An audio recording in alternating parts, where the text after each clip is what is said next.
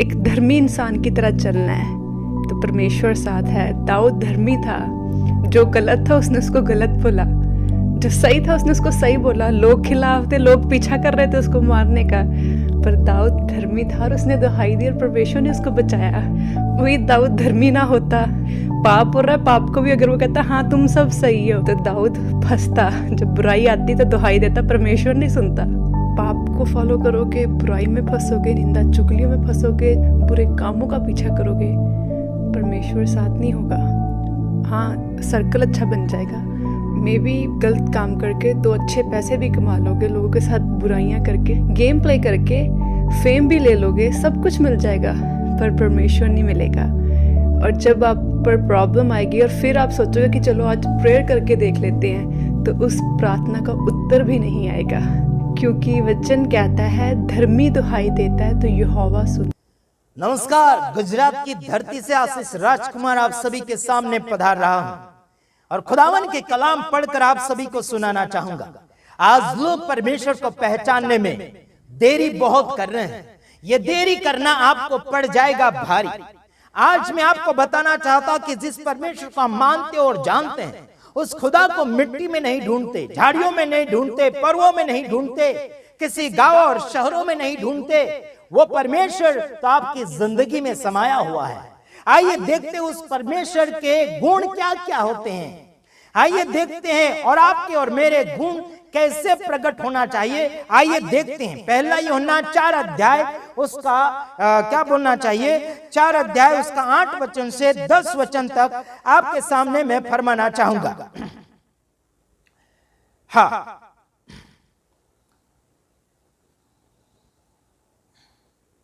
पहला यूहन्ना उसका 4 अध्याय, हाँ पढ़ते रहेंगे, 8 वचन, 9 वचन, फिर 10 वचन, है ना। चलो आइए देखते हैं। हाँ, यहां लिखा है 8 में, जो प्रेम नहीं रखता वह परमेश्वर को नहीं जानता है, क्योंकि परमेश्वर प्रेम है। परमेश्वर कैसा यार? परमेश्वर प्रेम है, इसलिए जो कोई प्रेम करता है वह परमेश्वर से प्रेम करता है। हालेलुया। जो कोई आज आपके मेरे जीवन में अगर प्रेम नहीं है तो आप परमेश्वर को जानते हैं बिल्कुल नहीं है। आपके अंदर और मेरे अंदर अगर परमेश्वर यानी कि प्रेम है तो आप परमेश्वर को जानते हो। और परमेश्वर का प्रेम है, दया है, कृपा है, भलाई है। तो आप एक दूसरे के साथ प्रेम करें, अपराधियों को क्षमा करें, दुश्मन को माफ करें, लेकिन दुश्मनी मोल मत लीजिएगा। समझ रहे कि नहीं समझ रहे? 9वां वचन में लिखा है, जो कोई परमेश्वर यानी कि जो प्रेम परमेश्वर हमसे रखता है वह इससे प्रकट हुआ कि उसने यानी कि परमेश्वर ने अपने एकलौते पुत्र को जगत में भेजा कि हम उसके द्वारा जीवन पाए।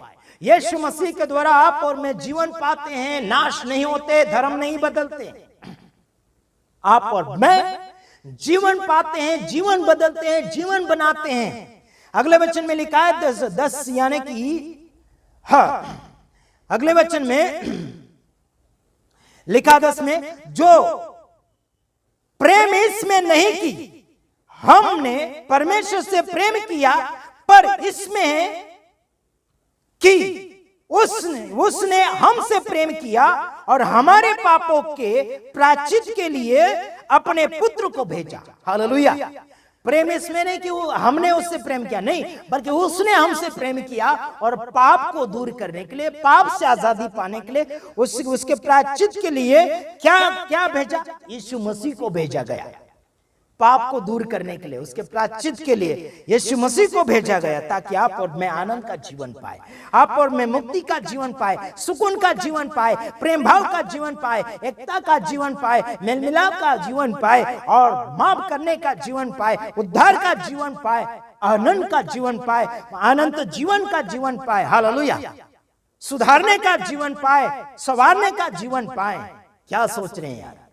क्या इतने अच्छे प्रभु को, इतने अच्छे गुण वाले प्रभु से हम कैसे पिछड़ जाए? कैसे हम छोड़ दें? कैसे हम वापस आ जाए? कैसे हम लौट कर आ जाए? घर वापसी वाले हमने घर वापसी कर ली है, जो हम प्रभु यीशु मसीह में वापस आ गए हैं।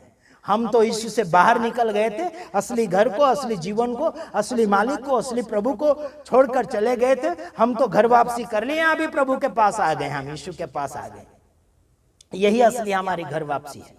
समझ रहे हैं यारो? सुधर जाओ, फालतू की घर वापसी, डुप्लीकेट घर वापसी मत करो। यीशु के पास आ गए, वही असली घर वापसी है। तुम यीशु से दूर चले गए थे, इसलिए यानी कि वापस आ गए तो अच्छी बात है।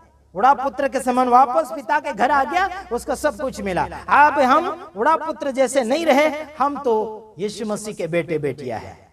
God bless you. प्रभु आप सबको आशीष करें। आमीन।